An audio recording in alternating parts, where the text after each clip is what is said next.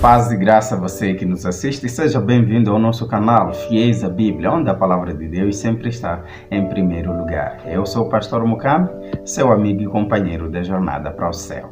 E hoje iremos abordar um assunto, na verdade iremos responder uma questão de um amigo chamado Daniel Zangão, que deixou aí nos seus comentários, num dos nossos vídeos aqui.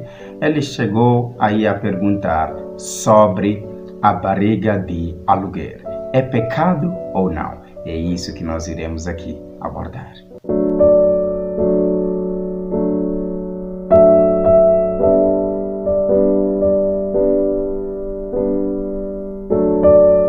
Bom, antes de nós entrarmos no nosso assunto, queremos primeiro agradecer de coração a você que se inscreveu no canal, que nos ajuda aí a compartilhar nossos vídeos, a dar o seu like, que é muito importante, e também a deixar suas sugestões aí nos comentários. Faça o mesmo, se você não é inscrito, inscreva-se no canal, ajuda-nos aí a crescer e alcançar mais pessoas. Bom, indo para o nosso assunto, que é sobre a barriga de aluguer, se é pecado ou não, primeiramente nós iremos falar sobre as tecnologias que ajudam casais que não conseguem ter filhos. Nós sabemos que, de acordo com Daniel, capítulo 12, verso 4, que profetiza ali o aumento da ciência em todas as áreas, hoje existem métodos que ajudam casais a fazer filhos, aqueles que não conseguem.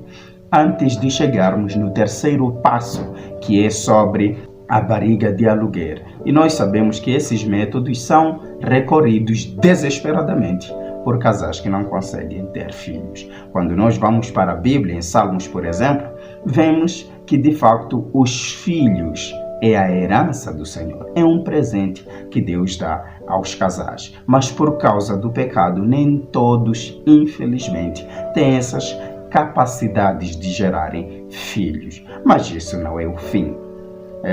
Sabemos que a tecnologia traz hoje métodos que ajudam os casais a realizarem um dos melhores sonhos das suas vidas, que é ter um bebê.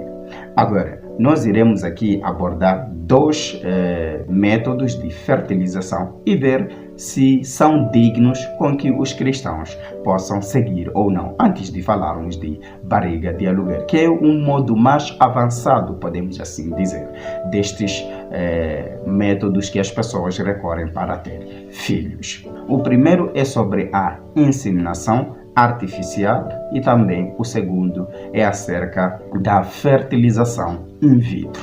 Agora a questão é, podemos como cristão adotar estas novas tecnologias, a estas duas principalmente, que são as mais famosas, que é fertilização in vitro e a inseminação artificial? A inseminação artificial, ela acontece dentro do útero da mulher. É colhido aí o sêmen do homem, mais fortes, mais capazes pela bióloga, e são levados e introduzidos diretamente lá no útero. Podemos assim dizer, a fecundação acontece lá, enquanto que a fertilização in vitro, a fecundação acontece fora do útero da mulher e depois é recolhido de volta para o útero da mulher.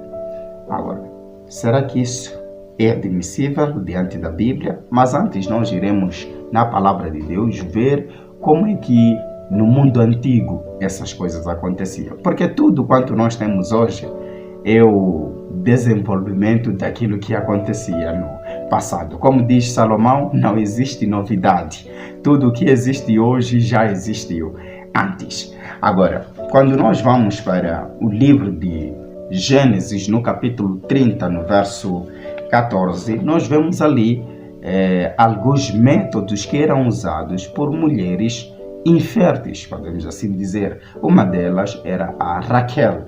Se nós irmos para o verso 14, diz assim: nos dias da colheita do trigo, Ruben foi ao campo, achou mandrágoras e as trouxe para Leia, sua mãe. Então Raquel disse a Leia: peço-te que me des das mandrágoras do teu filho. Ao que Leia lhe respondeu: não lhe basta ter me tirado o marido, queres tirar também as mandrágoras do meu filho? E Raquel prosseguiu: ele se deitará contigo esta noite em troca das mandrágoras do teu filho. Então nós vemos aqui a Raquel desesperada por essas plantas. Na verdade, eram plantas que no mundo antigo acreditava-se que usando elas, uma mulher infértil teria a capacidade de ter filhos. E nós sabemos que Raquel era infértil. Mas quando nós lemos a Bíblia, obviamente não são as mandrágoras que ajudaram a engravidar, mas foi a oração de Jacó que ajudou a Raquel a ter bebê, a ter um filho. Então, biblicamente, nós podemos usar ervas, não há problema, desde que não estejam relacionadas ao ocultismo, à feitiçaria, ao curandeirismo, né? Nós temos aí medicina através das plantas e dentre outras técnicas que as pessoas usam as plantas para o benefício do ser humano. Além do mais, nós sabemos que Deus criou plantas para o uso de todas as pessoas. Agora, a fertilização in vitro, assim como a inseminação artificial, elas não são nenhum problema desde que aconteçam dentro do casamento, né? Entre os dois casados que não consigam ter filhos podem sim adotar estes métodos, não há nenhum pecado. Agora, quando entra já a terceira pessoa, que é este caso de barriga de aluguer, é aí onde nós precisamos ter uma pausa e analisar. Por exemplo, quando nós vamos para o livro de Gálatas, né, ali no capítulo 4, no verso 22, vejamos o que diz. Porque está escrito que Abraão teve 2 filhos, uma da escrava, outro da livre. O que era filho da escrava nasceu de modo natural, mas o que era da livre, mediante uma promessa. Então nós vemos aqui o apóstolo Paulo retratando a questão de barriga de aluguer.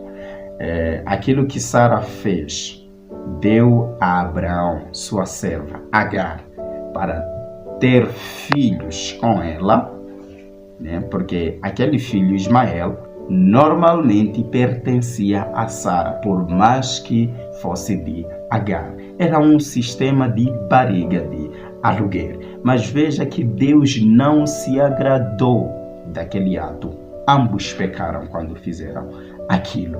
Se você continuar a ler o livro de Gênesis, isso está registrado no livro de Gênesis, no capítulo 16. Agora, se nós continuamos a nossa leitura aqui, que dá uma repetição sobre o caso, no verso 28 de Gálatas 4, diz assim: e vós, irmãos, sois filhos da promessa, à semelhança de Isaque. Verso 30, mas o que diz a Escritura? Expulsa a escrava e seu filho, pois de modo algum o filho da escrava será herdeiro juntamente com o filho da livre. Portanto, irmãos, não somos filhos da escrava, mas da livre. Então, mostrando aqui claramente que Deus não se agradou com a barriga de aluguer que Sara havia feito com Agar. E por mais que esses métodos hoje sejam modernizados, não deixa de ser pecado. No momento que um casal procura a terceira pessoa para ter filhos, comete pecado. O que devem fazer é usar estes métodos que, graças à tecnologia, temos hoje, que é fertilização in vitro e a inseminação artificial, e orar e esperar no Senhor. Agora, fora disso, é pecado. Por mais que não haja um contato físico, né, do homem ou da mulher com a terceira pessoa. Então esperamos ter ajudado, né, com este nosso vídeo. Compartilha ele e nos ajude a alcançar mais pessoas. Nós nos veremos no próximo vídeo. Deus te abençoe.